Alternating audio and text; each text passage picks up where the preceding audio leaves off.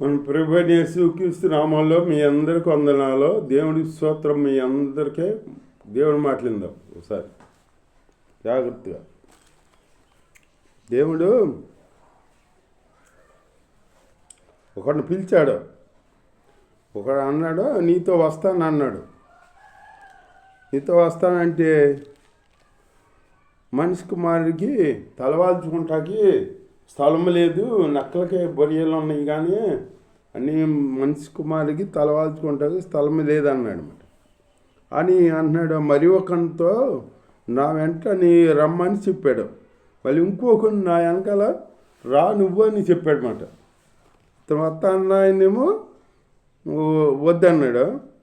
ఇతను మరి ఒక అతను చెప్పి రమ్మన్నాడు అనమాట. అతను అంటాడు నేను వెళ్ళి మొదట నా తండ్రిని బాధ పెట్టి వచ్చినకు సెలవు ఇవ్వమన్నాడు. తండ్రిని బాధ పెట్టుకుంటా బాధ పెట్టి వస్తాను నాకు సెలవు ఇవ్వమన్నాడు అనమాట. దేవుడి స్తోత్రం. హల్లెలూయా. సెలవుమంటే అప్పుడు దేవుడు అంటాడు అందుకు ఆయన మృతులు తమ మృతులను పాతి పెట్టుకున్న నీవు వెళ్ళి దేవుని రాజ్యమును ప్రకటించమని వానితో చెప్పాను. అంటే మృతుల్ని పాతి పెట్టుకొని నీ వెళ్ళి దేవుడి రాజ్యమును ప్రకటించమంటున్నాడు అనమాట. దేవుడి రాజ్యాన్ని ప్రకటించాలి అని చెప్పాను అని చెప్పాడనమాట. దేవుడి రాజ్యాన్ని ప్రకటించాలన్నమాట. అది దేవుడి చిత్తం. మరి ఒకడు ప్రభువా నీ వెంట వచ్చేదను కానీ నా ఇంట వారి వద్ద సెలవు తీసుకుని వచ్చుటకు మొదట నాకు సెలవుమని అడిగాను. అంటే నీ అంట వస్తాను కానీ ముందు వెళ్ళి నా ఇంటి వద్ద వాళ్ళ దగ్గర సెలవు తీసుకుని వస్తాను, నాకు అట్టా నాకు సెలవు ఇమ్మంటున్నాడు అన్నమాట. దేవుడి స్తోత్రం. యేసు నాగట మీద చెయ్యి పెట్టి వెనుక తట్టు చూసివాడు ఎవడును దేవుని రాజ్యమునకు పాత్రుడు కాడని వారితో చెప్పాను. నాగట మీద చెయ్యి పెట్టి వెనక చూసేవాడు దేవుని రాజ్యానికి పాత్రుడు కాడు అని చెబుతున్నాడు యేసయ్య.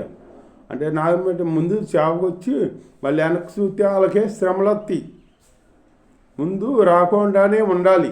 రామని దేవుడు ఇప్పుడు దేవుడి రాజ్యాన్ని ప్రకటించమంటున్నాడు దేవుడు. అంతేగాని నిన్ను బలిబింత చేతలా నువ్వు ప్రకటిస్తే నీకు దీవెన ఉంటుంది, పరలోకంలో రాజ్యంలో సోలు సంపాదించుకుంటావు. అంతేగాని ప్రకటించకుండా నేను వచ్చి దేవుని రాజ్యం ప్రకటించాలే అని చెప్పేసి వచ్చేసి కొన్నాళ్ళు ఉండి మోజు తీరిపోయినాక వెళ్ళిపోతే లోకంలోకి వెళ్ళిపోయావు అనుకో, అప్పుడు నీకు శ్రమలు ఎక్కువ అవుతాయి. అందుకే ఆలోచించుకుని రావాలి, ఆలోచించుకుని పరిశుద్ధ జీవితంలోకి రావాలి. ఇది అనేది పరిశుద్ధ జీవితం. నాగటి మీద చేయి వేసిన వాళ్ళు వెనక్కి చూడరాని చూసిన వాళ్ళు దేవుని రాజ్యానికి పాత్రలు కారని చెబుతున్నాడు యేసయ్య. అలాగే నాగటి మీద చేయి వేసమంటే సేవలోకి వచ్చిన వాళ్ళు మళ్ళీ వెనక్కి తిరగకూడదు. వెనక్కి తిరిగితే వాళ్ళకి శ్రమలు వస్తాయి, అన్నిందాలా నష్టపోతాడు అన్నమాట.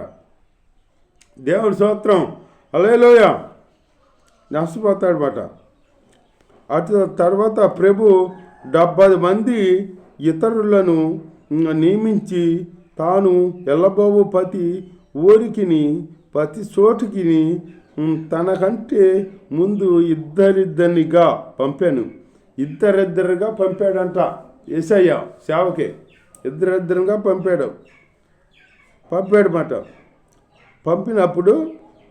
పంపినప్పుడు ఆయన వారితో ఇట్లా నేను కోత విస్తారంగా ఉన్నది కానీ పనివారు కొద్దివారే ఉన్నారు. కాబట్టి కోత యజమానికి తన కోతకు పనివారిని పంపమని వేడుకొనమంటున్నాడు. కోత యజమాని కోతకి మనిషిని పంపమని వేడుకోమంటున్నాడు అన్నమాట. దేవుడి స్తోత్రం. మీరు వెల్లుడి ఇదిగో తోడేళ్ల మధ్యకు గొర్రె పిల్లలను పంపినట్లు నేను మిమ్మల్ని పంపుతున్నాను. తోడేళ్ళ మధ్యకి గొర్రె పిల్లలను పంపినట్టు పంపుతున్నాను అంటున్నాడు మాట. పంపుతున్నాను, జాగ్రత్తగా ఉండాలి. పంపుతున్నాను. త్రోవలో ఎవరిని నైనను గుసిన పెసలు అడగవద్దు. మీరు ఏ ఇంట అయినాను ప్రవేశించినప్పుడు ఆ ఇంటికి సమాధానము కలుగునుగాక అని చెప్పాలి. ఏ ఇంట్లో మనం ప్రవేశిస్తే ఆ ఇంట్లో సమాధానం కలుగునుగాక అని మొదట మనం చెప్పాలన్నమాట.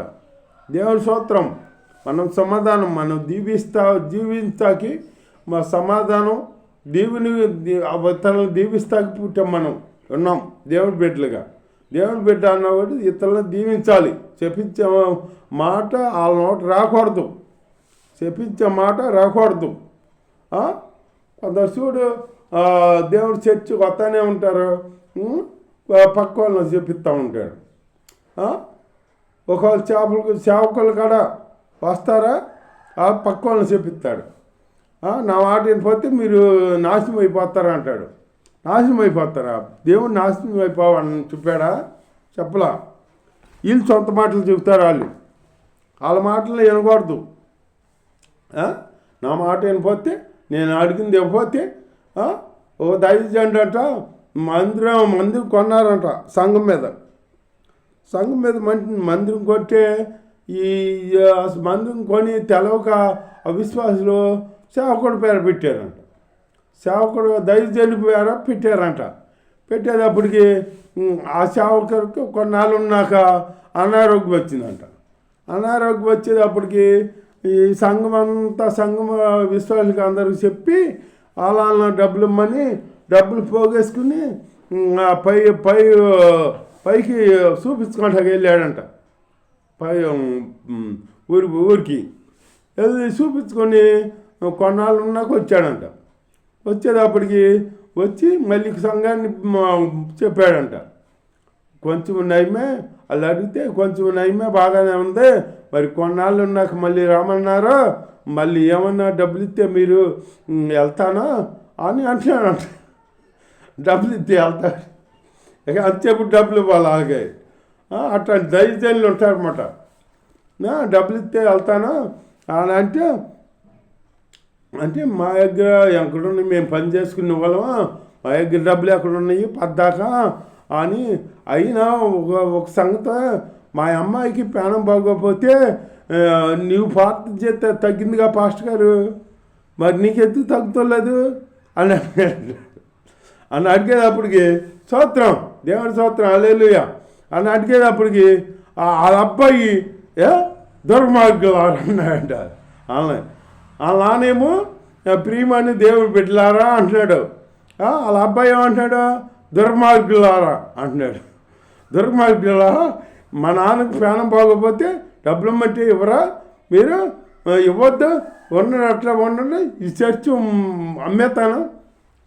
అమ్మేతాను, మా నాన్నకు చూపించుకుంటా, మా నాన్నకంటే ఎక్కువ మాకు అని అన్నాడంట. అలా అన్నారట. ఎందుకు అమ్మేస్తావయ్యా, ఈ చర్చి మేమందరం పోగేసుకుని కొన్నామా, మేము అమ్మేతానంటే ఏంటంటే పోగేసుకున్నారా, చర్చి ఎవరి పేరు ఉందా, మన ఆయన పేరు ఉందా, ఎవరి పేరు ఉందా అన్నాడంటారు. ఈయన పేరు ఉంది, పాస్టర్ గారి పేరు.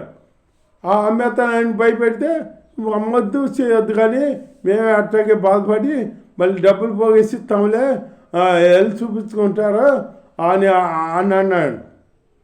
అన్నారట. అనేప్పటికి అట్లా సేవకులు ఉన్నారన్నమాట. అట్లా ఉండగా మళ్ళీ తర్వాత డబ్బులు పోసి ఇస్తే అట్లా మళ్ళీ వచ్చే కొన్నాళ్ళకి ఆయన ఏదో తేడా ఇచ్చి చనిపోయాడంట.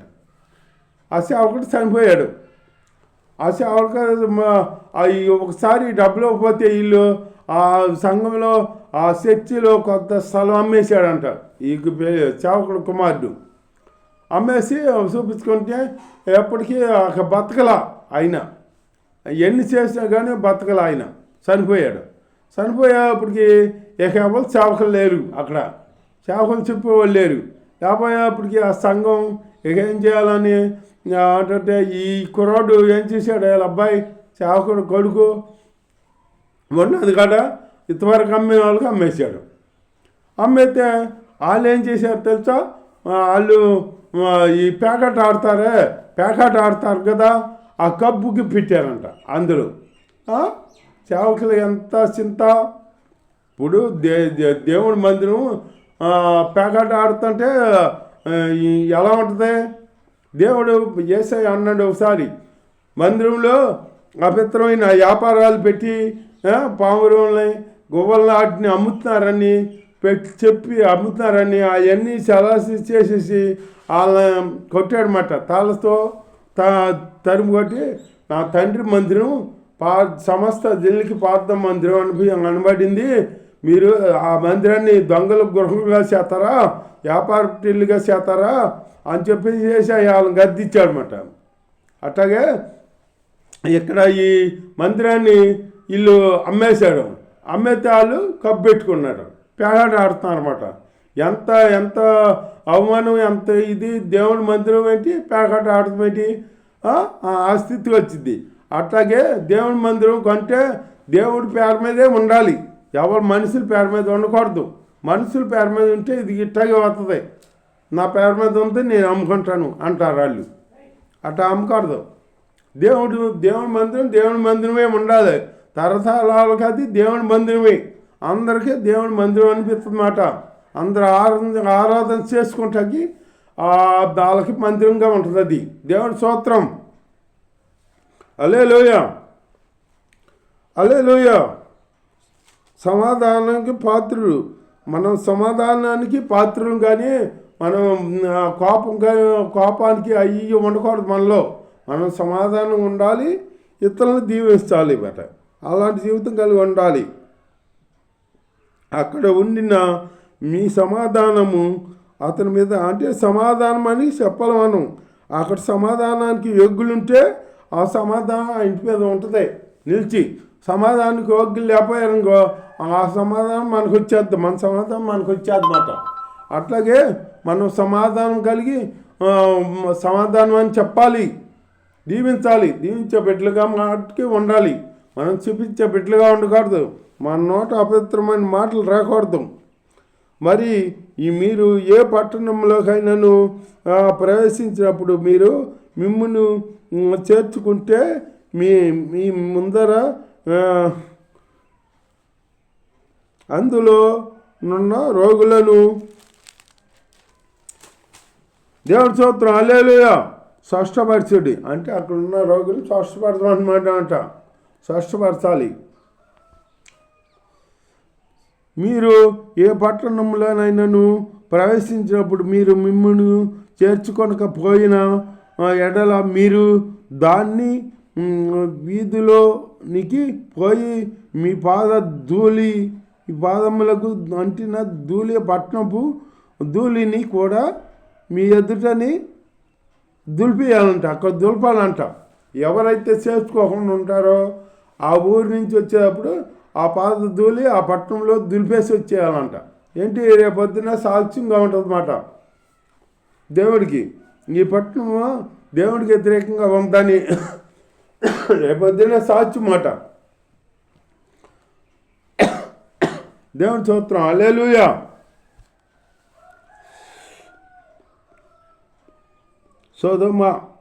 సొదొమ పట్టణపు గతి కంటే ఆ దినమును వారం తగినది ఉండునని మీతో చెప్తున్నాను. అంటే సొదొమ గొమొర్రా పట్టణాలకే ఎట్లా దుర్గతి వచ్చింది, అగ్ని గంధకాల కురిసినాయి కదా, అంత మసి అయిపోయింది. ఇప్పటికీ మస్సే, ఏముండదంట అక్కడ, మొక్క కాడ మొలవదంట. అట్లాగే మీరు దేవుడు ఆజ్ఞ గైకొని దేవుడి చిత్త ప్రకారం జీవిస్తే మీకు ఆశీర్వాదం ఉంటుంది. లేకపోతే సొదొమ గొమొర్రా పట్టణం అంటే ఘోరమైన శిక్ష మీకు వస్తుంది అన్నమాట. అలాగే దేవుని స్తోత్రం, హల్లెలూయా. దేవుడు మరో సాటుకు వచ్చి అంటున్నాడు, అయ్యో కోరాజీనా, అయ్యో బెసస్తా, మీ మధ్య చేయబడిన అద్భుతాలు తూరు సీదోను పట్టణంలో చేయబడిన ఎట్లా అవి పూర్వమే అక్కడ మనుషులు గోను బట్ట కట్టుకుని ఉపవాసం ఉండి మారుమాని పొందేవాళ్ళతో అని చెప్తాను అనమాట దేవుడు. అట్లాగే దేవుని మాటలని మనం మారు మనసు పొంది దేవుడు చిత్తానుసారంగా జీవించాలి. అలా జీవిస్తే మనకు దేవుని దీవెనలే ఉంటాయి. దేవుడు దీవించరు కాక ఈ మాటలు.